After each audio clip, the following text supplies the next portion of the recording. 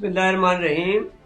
میں نصرت مرزا ہوں اور یہ NM TV ہے، اور آج کا جو پروگرام ہے تعارف پاکستان پر ہم کرنے جا رہے ہیں۔ یہ اگرچہ ایک سیریز ہم اس کو بنا رہے ہیں کیونکہ ابھی عمومی طور پر لوگوں کو پاکستان کی ہسٹری تو پتہ ہے اس حد تک کہ ہم 1945 میں ہمارے وجود میں آئے، پاکستان جیسا ملک، عظیم ملک، مملکت اسلامی جمہوریہ پاکستان ہمارے وجود میں آیا، لیکن ان کو یہ نہیں پتہ ہے کہ اس کی ہسٹری کیا ہے، یہ جگہ جہاں واقع ہے یہ کس طرح سے، اس کا بیک گراؤنڈ کیا ہے۔ تو ہم اس کا پہلے تعارف کراتے ہیں، پھر اس کی تاریخی پس منظر بیان کریں گے، پھر اس کی اہمیت کو بتائیں گے اور پھر آگے چلیں گے۔ تو ناظرین کرام، اسلامی جمہوریہ پاکستان 14 اگست 1947 مطابق 27 رمضان المبارک 1366 ہجری میں معرض وجود میں آیا۔ یہ دو بازوؤں پر مشتمل تھا، ایک بازو مشرقی پاکستان تو دوسرا مغربی پاکستان کہلاتا تھا۔ دونوں بازوؤں کے درمیان میں تقریباً 1600 کلومیٹر کا فاصلہ تھا، اور وہ بھی بھارت جیسا ملک کا جو کہ ہمارا ازلی دشمن ہے، جس نے پاکستان کو کبھی دل سے تسلیم نہیں کیا اور ابھی تک تسلیم نہیں کیا۔ پاکستان اور بھارت کے درمیان میں کئی جنگیں ہوئی ہیں، ایک 1965 میں، دوسری 1971 میں، اور اس کے علاوہ بھی بیچ میں جھڑپیں تو ہوتی رہتی ہیں، ہزاروں کی تعداد میں جھڑپیں ہوئی ہیں۔ مغربی اور مشرقی پاکستان صرف سمندری پانی سے ملا ہوا تھا، لیکن اس طرح تو تمام دنیا آپس میں ملی ہوئی ہے۔ پاکستان کی نیوی کی مضبوطی سطح پر نہیں تھی کہ اس فاصلے کے اثرات سے بے اثر کر دیتی۔ پھر یہ دونوں بازو 16 دسمبر 1971 کو علیحدہ ہو گئے، جب پاکستان کی فوجوں کی مشرقی پاکستان میں ایک عالمی سازش کے تحت شکست ہوئی۔ اب یہ صرف مغربی پاکستان کہلاتا ہے، اس لیے ہم اس سرزمین جو آج پاکستان کہلاتی ہے اس کے تعارف تک اپنے آپ کو محدود رکھیں گے، اور اس کی اہمیت کو بھی اسی کی اہمیت کو آپ کے سامنے پیش کریں گے۔ جس سرزمین پر پاکستان واقع ہے وہ اپنے اندر قدیم ترین تہذیب کے آثار سموئے ہوئے ہے۔ اس سرزمین کے پٹھوار پلیٹوں میں 4 لاکھ قبل مسیح سون پتھر کے زمانے کی تہذیب تمدن کے آثار ملتے ہیں۔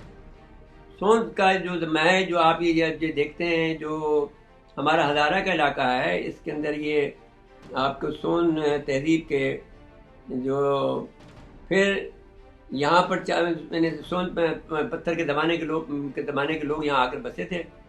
پھر یہ 4000 قبل مسیح پہاڑی برادریاں یہاں آ کر آباد ہوئیں۔ 3000 سال قبل مسیح برونز یعنی کانسی کے دور جو تھا وہ اس کے آثار کوٹا زوب میں پائے جاتے ہیں۔ 2500 سے 1500 قبل مسیح دریا سندھ کی تہذیب پروان چڑھی، جس کے آثار ہڑپا اور موہنجو-دڑو میں ملے ہیں۔ اب یہ بعض اوقات مودی صاحب یہ کہتے ہیں کہ صاحب یہ ہم اس زمانے کے لوگ ہیں، لیکن اس زمانے کی جو تہذیبیں ہیں وہ اس سرزمین پر پروان چڑھی ہیں، جو کہ انڈیا کو ابھی تک پتہ بھی نہیں ہے۔ دریا سندھ اور دریائے گنگا کے میدانی علاقوں میں آرین 1400 قبل مسیح میں آئے۔ اب یہ آرین کون ہے؟ آرین جو برہمن ہیں یہ بھی آرین کہلاتے ہیں، اور انہوں نے جو دراوڑ تھے جو کہ اصل ہندو باشندے تھے ان کو دھکیل کر ساؤتھ میں پھینک دیا ہے، اور وہ بیچارے بہت زیادہ مظلوم ہیں جو یہ قابض لوگ ہیں۔ آرین پھر مغل بھی آرین تھے، پھر یہ جو پشتون آئے تھے یہ بھی آرین تھے، جو ہمارے یہاں بلوچ ہیں یہ سب آرینز ہیں۔ تو یہ 1400 قبل مسیح آئے اور 1400 سے اور 500 قبل مسیح تک اس علاقے میں چھائے رہے۔ 1326 عیسوی تا 326 قبل مسیح میں سکندر اعظم نے دریائے ستلج کا علاقہ موجودہ سندھ کو فتح کر لیا۔ اشوکا کا دور 272 تا 232 قبل مسیح رہا۔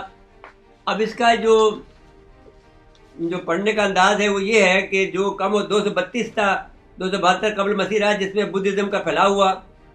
232 اب جب بدھزم کا پھیلاؤ ہوا تو آپ کو دیکھیں گے کہ جہاں پر ہمارا جو یہ سارا علاقہ ہے گلگت بلتستان کا، اور جو آپ کا جو یہاں ہمارا جو ٹیکسلا ہے، یہاں پر بدھ کے بہت زیادہ آثار ملتے ہیں، اور یہاں جو بدھ مت بہت پھیلا بھی، جس سے بدھ مذہب کا پھیلاؤ ہوا۔ اور یہ 232 قبل مسیح تا 130 عیسوی تک بادشاہ نے یونان بیکٹر یا بادشاہ نے فارس نے انڈیا پر حکمرانی کی، جبکہ 140 عیسوی میں بادشاہ کانشا نے پشاور کو دارالحکومت بنایا۔ پھر 375 تا 413 چندر گپتا کرما ویتا یا کالی داس کا زمانہ کہلاتا ہے۔ 450 تا 528 تک ہن حکمران رہے۔ یہ ہن جو ہیں وہ چائنیز ہیں، جنہوں نے گپتا سلطنت کو تہبالہ کر ڈالا، اور 528 یعنی میرا خیال ہے کہ ان جو ہیں چائنیز ہیں. تو یہ کیونکہ جب میں وہاں چائنا گیا تھا تو ہم نے بہت سی تہذیبوں کے وہاں پر ایک چائنا کے اندر ایک جگہ ہے جہاں پر ہر تہذیب کا انہوں نے ایک میوزیم بنایا ہوا ہے، اس میں یہ تہذیب بھی وہاں نے دیکھی. 588 AD میں ان ملتان کے قریب جنگ ہرور میں شرکت کھا کر تباہ ہو گئے. 569 عیسوی میں رسول اکرم صلی اللہ علیہ وسلم حضرت محمد مصطفیٰ کا ظہور ہوا، اور 616 میں اسلام عربستان میں پھیل گیا. 622 عیسوی میں مسلم کیلنڈر کا اجرا ہوا. 632 عیسوی میں حضرت مصطفیٰ محمد صلی اللہ علیہ وسلم دنیا سے رخ موڑ گئے. 710 عیسوی میں محمد بن قاسم سندھ میں داخل ہوئے اور 713 عیسوی تک سے تمام سندھ فتح کر لیا. 9ویں اور 10ویں عیسوی میں عباسی خلیفاؤں نے جدید پاکستان کے تمام علاقے اپنی سلطنت میں شامل کر لیے. 997 عیسوی میں سلطان محمود غزنوی اور ان کے جانشین نے گجرات بنارس تک حکمرانی کی. 1119 تا 1526 افغان سلطان دہلی پر حکمران رہے، جس میں بہت سے ہیں، آپ نے دیکھا کہ وہ غوری ہیں اور دوسرے لوگ ہیں. پھر 1526 تا 1768 تک مغل سلطنت تمام ہندوستان پہ قائم رہی. اس کا زوال 1707 میں اورنگزیب کے وفات سے شروع ہوا. 1768 سے 1847 تک عیسوی تک سکھوں نے پنجاب، پشاور، کشمیر پر حکمرانی کی اور مسلمانوں کو ظالمانہ طریقے سے دبایا. شاہ اسماعیل شہید اور سید احمد شہید جنگ بالا کوٹ ہزارہ میں شہید کر دیے گئے. 1843 میں برطانیہ نے سندھ فتح کیا. 1848 میں پنجاب اور سرحد پر قبضہ جما لیا. مسلمانوں نے 1857 میں قائد میں آزادی کی جنگ لڑی اور اس میں ناکام ہوئے. پھر قائد اعظم محمد جناح کراچی میں اور علامہ اقبال 1857 میں سیالکوٹ میں پیدا ہوئے. 1906 میں مسلم لیگ کی داغ بیل ڈالی گئی اور سیاسی جدوجہد شروع ہوئی. چودھری رحمت علی نے پاکستان کا نام تجویز کیا. 1940 میں قرارداد پاکستان لاہور پاس ہوئی اور 14 اگست 1947 کو پاکستان ماضی وجود میں آ گیا. 23 مارچ 1956 کو اس کا دستور پاس ہوا اور اس ملک میں 3 سے 4 مرتبہ مارشل لگایا گیا. پہلی مرتبہ 8 اکتوبر 1958 کو، دوسری مرتبہ 5 فروری 1962 کو، اور تیسری مرتبہ 5 جولائی 1970 کو، اور چوتھی مرتبہ جو ہے جنرل پرویز مشرف نے 12 اکتوبر 1999 کو. اب پاکستان ایک جدید جمہوری ملک ہے جس کو اندرونی بیرونی دباؤ کا سامنا ہے اور اس کی بقا اور سلامتی داؤ پہ لگی ہوئی ہے، لیکن اب اس وقت وہ ایٹمی طاقت ہے، جبکہ اس کے عوام کے جذبے جوان ہیں اور وہ پاکستان کو ایک عظیم ملک بنانے کی خواہش رکھتے ہیں، جس پر کام جاری ہے اور اس میں ہم بہت حد تک کامیاب بھی ہیں، دنیا سے بھی منوا لیا ہے. پاکستان کی اہمیت کا اگر ہم اندازہ لگائیں تو اس پاکستان کی تاریخی اور جغرافی طرح سے خاص اہمیت کا حامل ملک ہے. اگر دنیا کے نقشے پر نظر ڈالی جائے تو پاکستان مسلم دنیا کے بیچوں بیچ واقع ہے.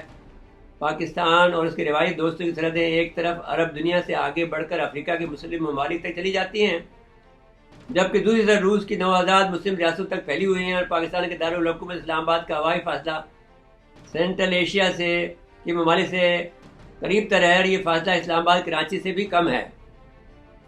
اس لیے اس طرح اسلام آباد قریب ترین مسلم دنیا کے مرکز میں واقع ہے. دوسری جانب بنگلہ دیش اور پھر ملائیشیا اور انڈونیشیا کے مسلمان ممالک ہیں. ماضی میں کابل، تبریز، پشاور شاہراہ ایک طرف اور دوسری طرف شاہراہ ریشم تجارتی راستے رہے ہیں. اب پاکستان اور چین کے درمیان خصوصی تعلقات اور شاہراہ ریشم کے ذریعے سے زمینی رابطہ پاکستان کو خاص اہمیت کا حامل بنا دیتا ہے. اب اس کو سی پیک کہتے ہیں، چین پاکستان معاشی راہداری، اس کو سی پیک کہتے ہیں، یعنی چائنا پاکستان اکنامک کوریڈور. مزید برآں عرب ممالک سے درہ خیبر اور درہ بلان کے ذریعے ماضی میں آمد رفت رہی ہے. پھر ماضی کے حملہ آور انہی راستوں سے ہندوستان کے میدانی علاقوں میں آئے.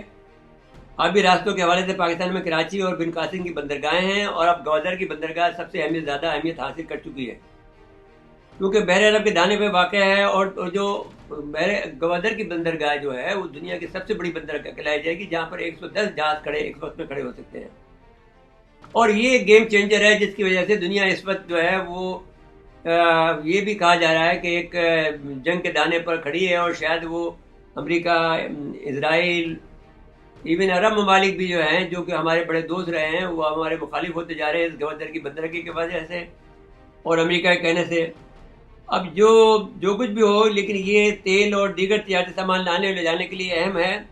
اگر کوئی آدمی عرب یہ سمجھے تو یہ غلط ہے کہ ہم ان کے دشمن ہیں، بلکہ یہ اگر دیکھا جائے تو یہ ان کی جو بندرگاہیں ہیں ان کو کمپلیمنٹ کرے گی، اس لیے کہ اتنے جہاز یہاں سے گزریں گے تو چابہار کی بندرگاہ ہے، وہ اس کی سسٹر بندرگاہ بن گئی ہے، ایران کے ساتھ میں معاہدہ چین کا ہو گیا ہے، تو وہ چائنا گوادر کی بندرگاہ اور چابہار کی بندرگاہ، عمان کی بندرگاہ، یو اے کی بندرگاہ، دبئی کی بندرگاہ، یہ سب مل کر ایک بہت بڑا ہب یہاں تجارتی ہب بنانے جا رہی ہے، جس کو ان کو سمجھنا چاہیے۔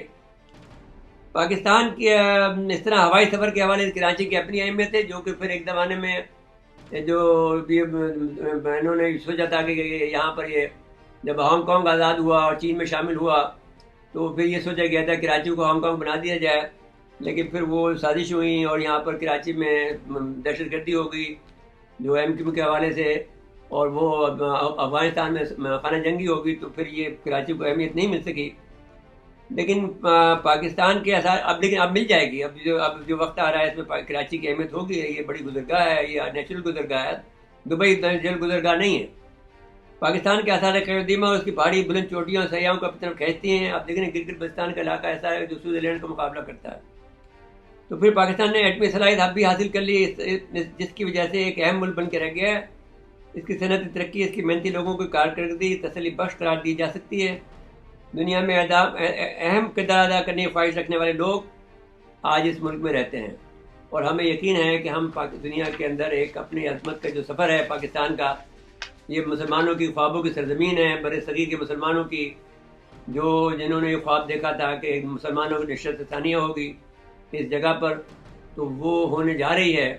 اگرچہ یہ ضرور بات ہے کہ ایک دنیا ایک عالمی جنگ کے دانے پہ کھڑی ہے، لیکن اس کے باوجود بھی ہم جانتے ہیں کہ نتیجہ جب نکلے گا تو پاکستان ایک اہم ملک بن کے سامنے آئے گا اور دنیا کے اندر اس کی عظمت کا سکہ بیٹھ جائے گا۔ تعظیم کرا اس کے بعد اجازت لیتے ہیں، اس کی دوسری قسم دوسرے حصے میں بیان کریں گے۔ اللہ حافظ۔